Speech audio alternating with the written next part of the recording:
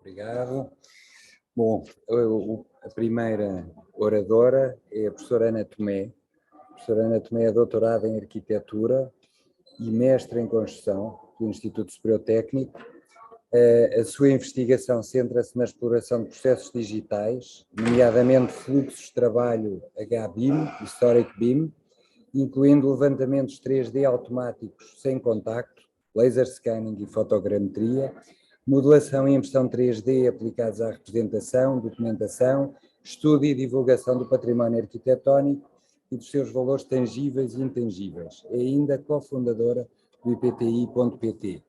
Eu peço desculpa pelo ruído de fundo, eu passo de imediato à professora Ana Tomé, pode partilhar, e eu vou desligar aqui o nosso microfone para não vos perturbar. Eu vou aqui fazer compartilhar tela.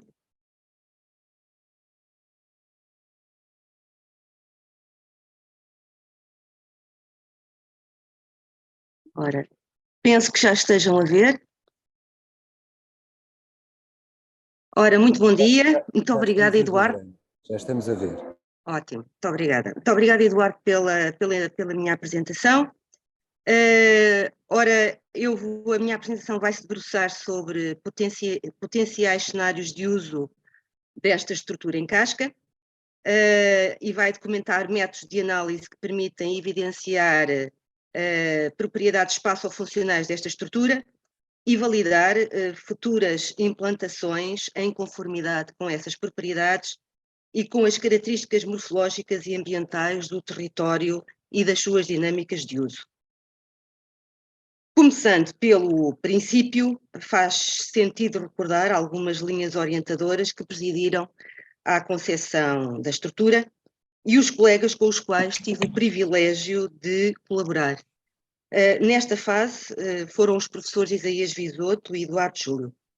Ora, o nickname inicialmente atribuído à casca, H800N3, sintetiza os dois princípios essenciais que orientaram a sua idealização. O número de apoios, 3, teria a ver com o objetivo de a casca dever tocar o mínimo possível o solo e elevar-se no espaço, e perseguindo esse objetivo, no seu ponto mais alto internamente deveria de atingir o pé direito de 8 metros. Este requisito permitiria que o espaço interno pudesse vir a comportar 2 pisos, assegurando deste modo maior flexibilidade de uso. Guiados por estes princípios simples, foi computacionalmente gerada a forma, usando inicialmente o método dos elementos finitos, portanto este processo conduzido pelo professor Isaías Visoto, e a partir da geometria da forma, definida por uma nuvem de pontos, foi criada uma malha e o primeiro modelo 3D.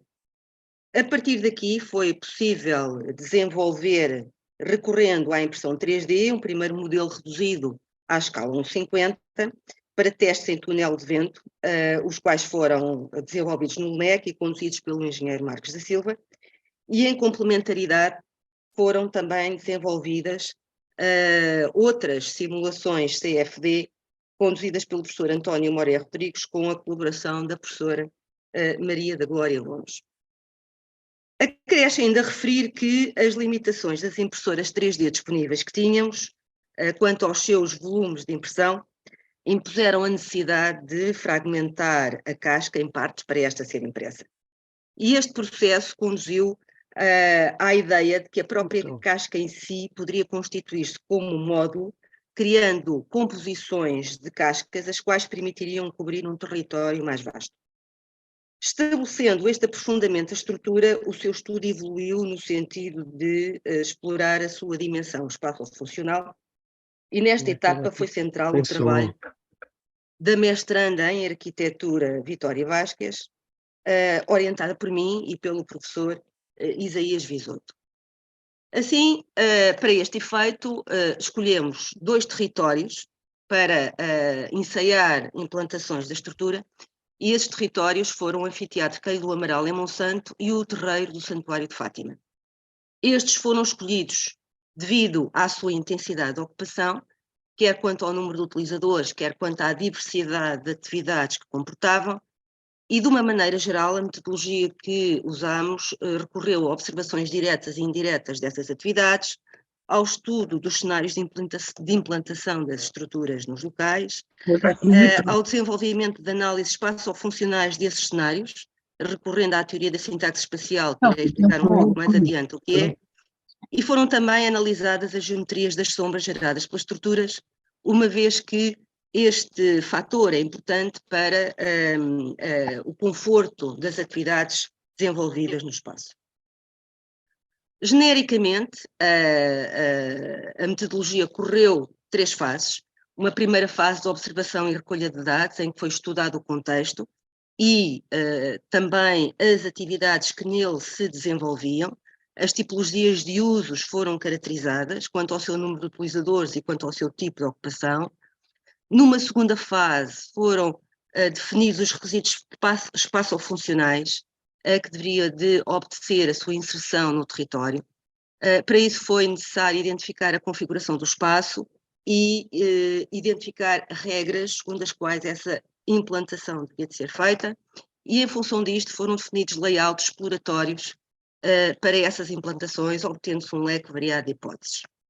Finalmente, numa última fase, esses layouts foram analisados, nomeadamente foram analisados os campos visuais em pontos-chave dessas implantações e a geometria das sombras também, como eu acabei de referir.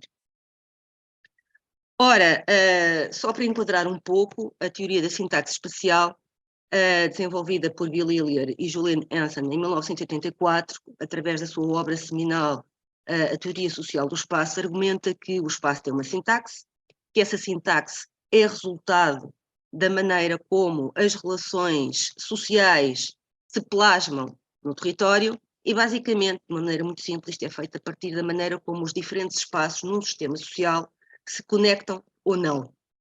Quanto mais ligações cada um dos espaços tiver a todos os outros, mais integrado ele estará no sistema social e, portanto, maior acessibilidade permitirá. Por trás da sintaxe espacial está a teoria dos grafos, que permite fazer cálculos relativamente a estas relações. A teoria da sintaxe espacial tem vários modelos, aqui estão identificados 2 que nós usamos para análise dos cenários de uso, as isovistas e os mapas axiais, e estes esquemas ilustram de uma maneira muito simples os conceitos. As isovistas representam o conjunto de todos os pontos visíveis a partir de um dado ponto no espaço em relação a todo o sistema, enquanto os mapas axiais representam as grandes linhas de deslocação física e ou visual. Normalmente uma linha de deslocação visual é também uma linha de deslocação física, e o mapa axial é constituído pelo menor número dos maiores eixos físicos e visuais que é possível traçar no sistema. Os mapas axiais, bem como as isovistas, podem ser analisados segundo várias propriedades, mas uma foi fundamental na questão da axialidade, foi a integração visual, ou seja, precisamente o maior ou menor número de conexões que cada eixo tem relativamente a todos os outros no sistema. Ora, relativamente ao anfiteatro Coelho do Amaral, foram observadas diversas atividades, que estão aqui algumas documentadas, e foram definidos os mapas de ocupação. Este esquema sintetiza os diferentes padrões de ocupação que foram observados relativamente às várias atividades e, em função disso, foram definidos requisitos que seria importante orientarem a introdução das cascas no local. Neste caso, era importante que a casca não tivesse uma introdução intrusiva, portanto que ela respeitasse as dinâmicas de uso existentes e que as protegesse do ponto de vista ambiental. Aqui podemos ver alguns layouts que foram desenvolvidos com diferentes números de cascas. As cascas inseriam-se na bancada ou na zona de palco, e esta foi a hipótese que foi considerada mais vantajosa para a inserção no território. Portanto, comporta 2 cascas, Neste caso foram analisadas as isovistas em 3 pontos dessas bancadas, isovistas que nós podemos ver aqui do lado direito do ecrã, B, C e D, e podemos, enfim, aqui de um ponto de vista mais intuitivo e meramente visual, observar a maneira como elas se configuram.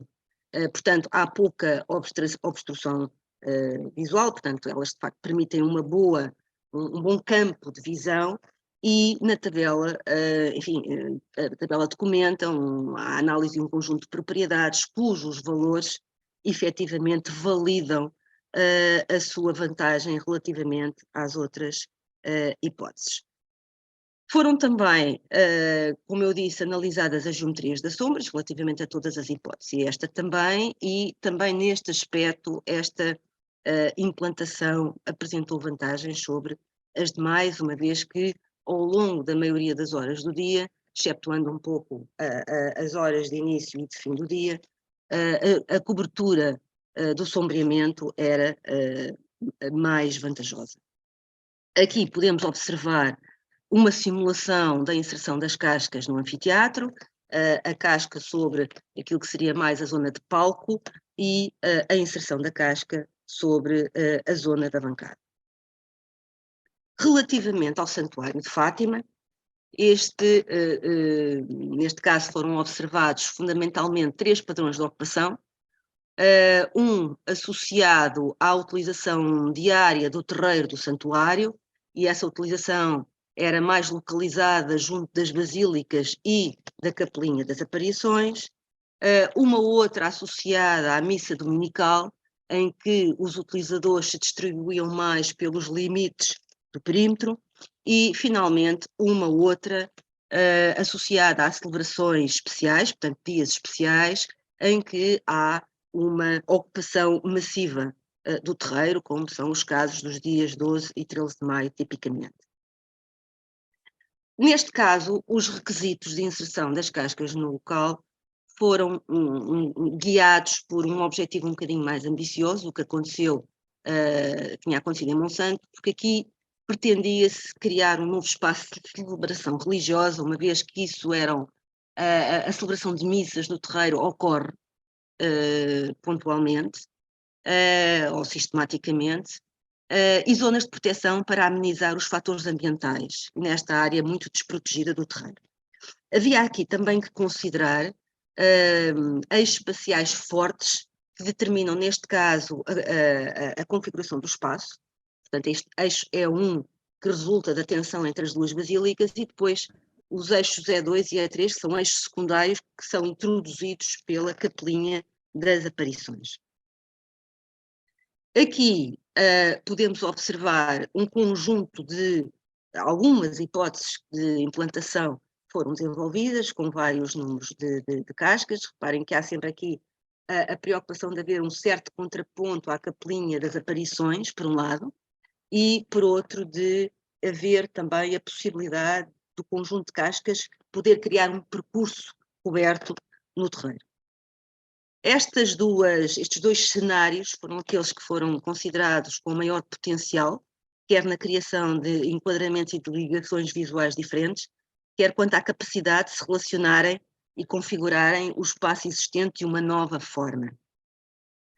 As análises espaciais que foram desenvolvidas destas hipóteses mostraram que a inserção destas cascas, como se pretendia, não alterava a configuração original do espaço. Aqui podemos ver, por exemplo, a análise que foi feita com os mapas axiais. Podemos ver aqui do lado esquerdo o mapa axial referente ao terreiro antes da implantação das cascas. Os eixos a vermelho são aqueles que definem direções físicas e visuais mais integradas. As cores frias correspondem a eixos mais segregados, e podemos ver do lado direito, relativamente às hipóteses de inserção de cascas no terreiro, aquelas que foram escolhidas, que os mapas axiais não variam muito. E, portanto, isto era de facto um fator importante, que as cascas fossem introduzidas, mas que não fossem disruptivas nessa sua inserção. Relativamente à análise que foi efetuada pelos isovistas, foram analisados fundamentalmente 3 pontos, estes pontos 1, 2, 3, em cada um destes cenários de uso. Podemos observar a configuração das isovistas ao lado de cada uma destas hipóteses e podemos ver que, de alguma maneira, isto numa análise intuitiva visual, que não há uma grande diferença entre as duas hipóteses, embora, obviamente, aquela que tem mais cascas apresenta uma maior fragmentação, embora não haja de facto uma grande diferença entre uma e outra. No entanto, a primeira, que comporta um conjunto de menor de cascas, acaba por ser talvez a mais vantajosa, porque com esse menor número consegue-se atingir os objetivos pretendidos. Aqui temos uma simulação do que seriam a inserção das cascas relativamente a esta hipótese com menor número de cascas no terreiro. Podemos perceber a contraposição do subconjunto de duas cascas relativamente à capelinha das aparições, por exemplo. Podemos também perceber o que seria a percepção do interior da casca relativamente a ponto-chave do terreiro. Aqui houve o objetivo, como eu referi inicialmente, de criar um pequeno programa, neste caso um altar, portanto, coberto por uma das cascas, que permitisse proteger estas celebrações de missa que periodicamente ocorrem no terreiro, e aqui neste caso é evidente a utilidade deste pé direito mais elevado para a inserção de um altar a um ponto tal que pudesse ser visualizado por todos os utilizadores, quer eles estivessem mais perto ou mais longe desta casca altar. E aqui do lado direito podemos observar aquilo que seria a percepção de um utilizador que estivesse no terreiro relativamente a esta casca altar, ou dentro da casca altar, no altar, a percepção relativamente a todo o terreiro. Portanto, há aqui, de facto, uma continuidade da fruição do espaço e das relações pré-existentes, mas também a introdução de algo novo, como este programa. Com esta imagem de uma hipotética introdução da casca no Anfiteatro Caio do Amaral, termino aqui a minha apresentação e agradeço a vossa atenção. Bom dia, muito obrigada. Muito obrigado, Ana. Pedia que despartilhasse o ecrã, que é para eu poder agora voltar aqui ao meu.